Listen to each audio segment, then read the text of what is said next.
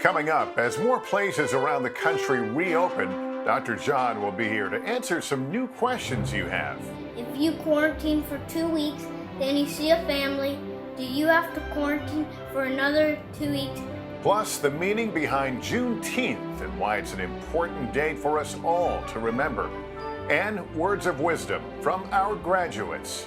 Hi, my name is AJ, and I just want to say, have fun, be nice, and work hard.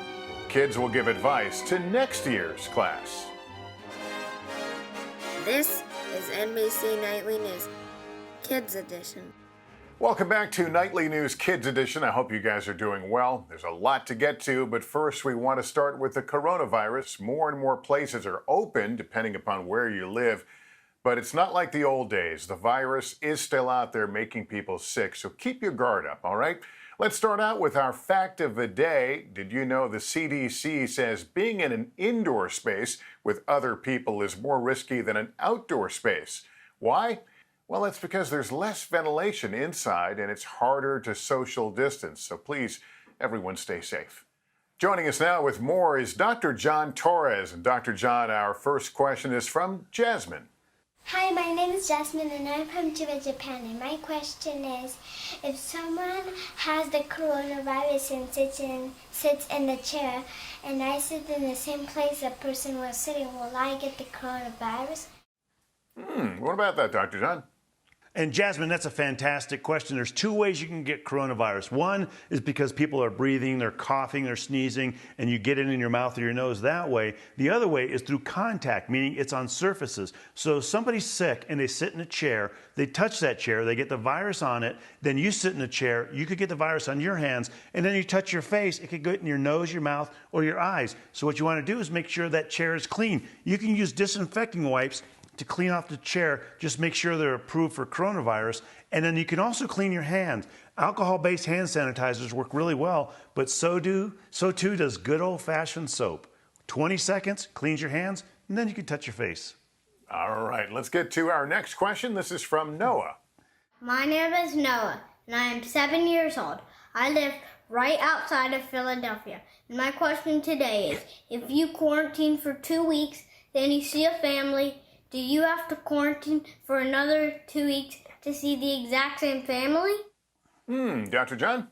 And Noah, that's a great question too. I mean, I know how bad you want to see your family members, but the important part to remember is it's not because of them that you have to quarantine, it's because of you to make sure you're not sick and you're not taking it to see them and get them sick.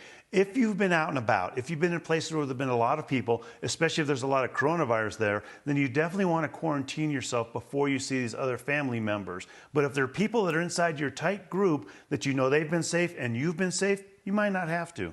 All right, Dr. John, thanks very much. Always great to have you on to answer our questions.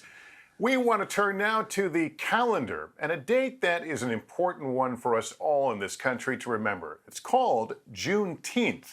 Here's Rehema Ellis on the history behind this day. It's hard to imagine that people can be owned, but that's the reality of our country's painful history. You might have learned this in school already. Black people were owned by white people. It's called slavery. Slaves were forced to work, but not paid. They could be bought and sold from one slave owner to another, like property. Even their children could be taken away and sold. But in 1863, President Abraham Lincoln issued the Emancipation Proclamation, freeing the slaves. However, this could not be enforced in many places until after the Civil War ended in 1865. And because they didn't have phones or the internet way back then, it took some time for the news to travel to some of the states. It was June 19, 1865, 155 years ago, when Major General Gordon Granger and his Union troops arrived in Galveston, Texas, with word that the war had ended and all slaves were free. Why is it important for all of America to be mindful of the meaning of Juneteenth? Well, I think because freedom affects us all, and the lack of freedom, for one, affects us all. And I think we have to think about the ways that Black people have been celebrating their freedom and fighting for it for generations. The next year, people started celebrating Juneteenth, a blend of the words June and 19th, to mark the end of slavery. And this celebration has continued every year around the country and world ever since. If children are interested in learning more about Juneteenth, I absolutely think that they should do their own research. Ask their teacher a question if they can.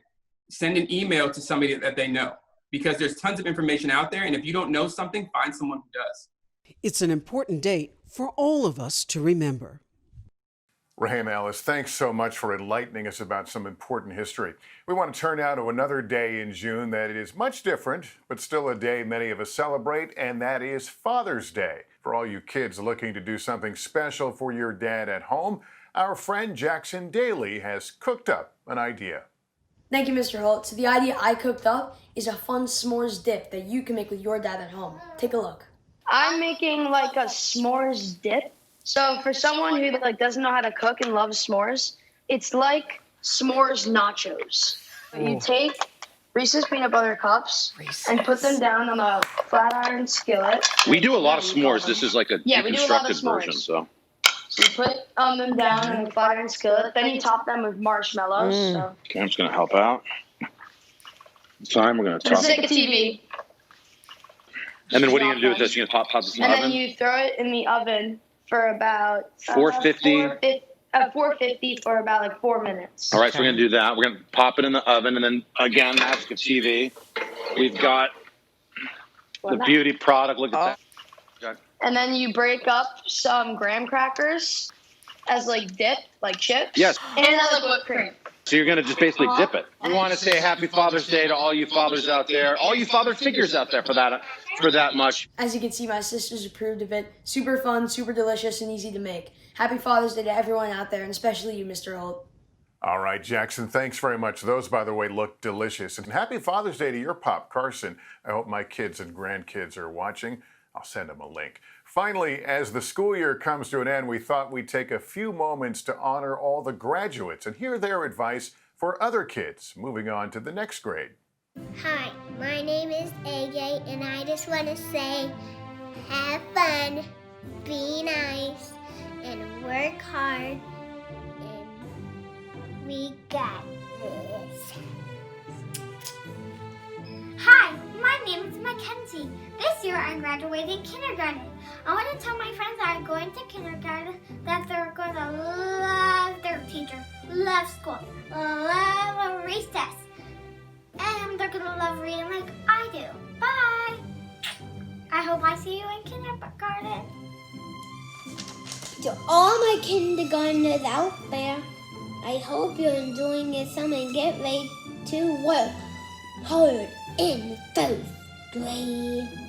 But lots of reading and writing, don't worry. You still have tons of playtime.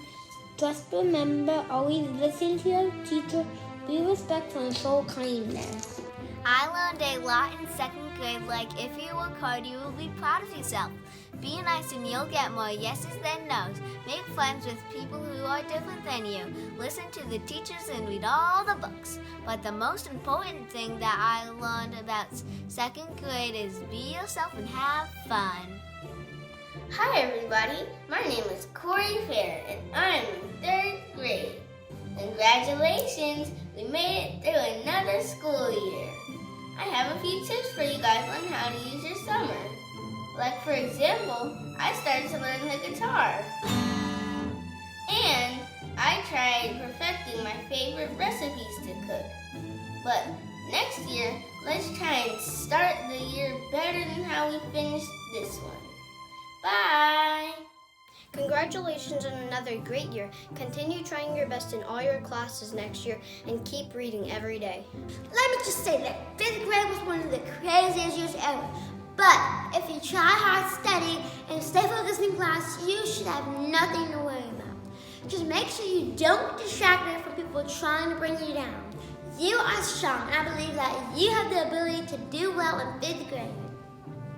Some advice that I would give to younger kids is to live in the moment and enjoy everything you do. Don't try to grow up too fast, just be silly and have fun. Always be kind to others, and if someone looks upset, go try to cheer them up. Talk to everyone, because that one kid you never spoke to before could end up being your best friend. Always remember to be yourself, no matter what other people think, especially as you get older. Overall, just be grateful, have fun, and be kind to everyone.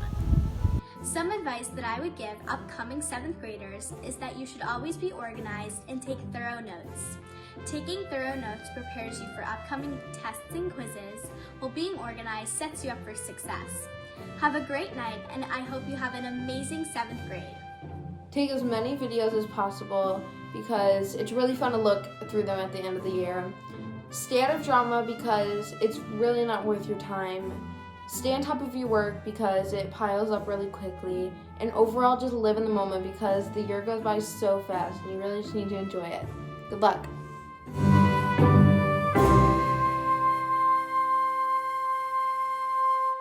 All right, some great advice. Thanks, everybody, and congratulations to the class of 2020. We know this wasn't the year you imagined, but we are proud of you. Well done, and I toss my graduation hat for you. That's going to do it for us here at Nightly News Kids Edition. Thanks for watching, everybody. Happy Father's Day to all the dads and grandpops out there. We'll see you next time. In the meantime, please take care of yourself and each other.